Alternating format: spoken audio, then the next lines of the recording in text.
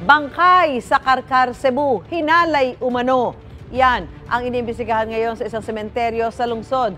Napansin daw ng sepulturero na nasa labas na ng nicho ang kabaong ng babae isang araw matapos itong ilibing. Ipinaalam niya ito sa kura paroko at pamilya ng biktima at saka ipinablatter sa barangay. Nang buksan ng mga otoridad ang kabaong, nakita na wala nang pang-ibabang suot at nakataas na ang damit ng babae.